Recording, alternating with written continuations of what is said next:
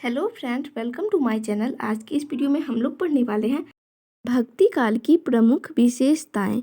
इस युग की जितनी भी विशेषताएं हैं उसे हम पढ़ेंगे आज, ठीक है। क्योंकि ये आपके बोर्ड परीक्षा में प्रश्न आता है, इसीलिए ये हमारे लिए बहुत ही महत्वपूर्ण हो जाता है।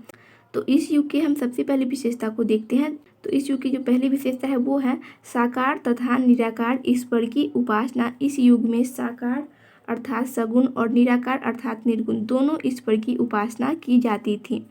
दूसरी जो इसकी विशेषता है वो है आध्यात्मिकता तथा सदाचार की प्रेरणा, यानी कि इस युग के जो कवि होते थे वो आध्यात्मिकता और सदाचार की प्रेरणा देते थे लोगों को, ठीक है। उसके बाद तीसरी जो विशेषता है वो है लोक कल्याण का मार्ग प्रशस्त करना, यानी कि लोगों के कल्याण के लिए मार्ग को प्रशस्त करते थे ताकि लोग वहाँ तक ईश्वर तक पहुँच पाए, उस मार्ग को प्रशस्त करते थे। उसके बाद अगली जो इनकी विशेषता है इस युग की वो है रहस्यवादी कविता का आरंभ। इसी युग से रहस्यवादी कविता का आरंभ हो गया था फ्रेंड्स, ठीक है। रहस्यवादी में वो सब आता है कि आत्मा परमात्मा की बातें की जाती है, ठीक है, वो है रहस्यवादी कविता।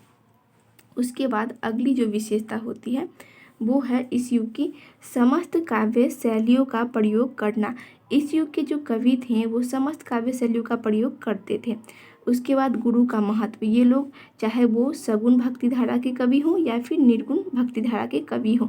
और आपको पता होना चाहिए कि सगुण भक्ति धारा जो होता है उसमें मूर्ति पूजा की जाती है और निर्गुण भक्ति धारा में निराकार ईश्वर होते हैं। उनका कोई न रंग रूप आकार कुछ भी नहीं होता है। लेकिन वो दोनों ही कवि जो थे, जो कवि निर्गुण भक्ति धारा के हैं जैसे कि कबीरदास और सगुण भक्ति धारा के कवि हैं जैसे कि तुलसीदास और सूरदास, वो सभी गुरु का बहुत ही महत्व देते थे।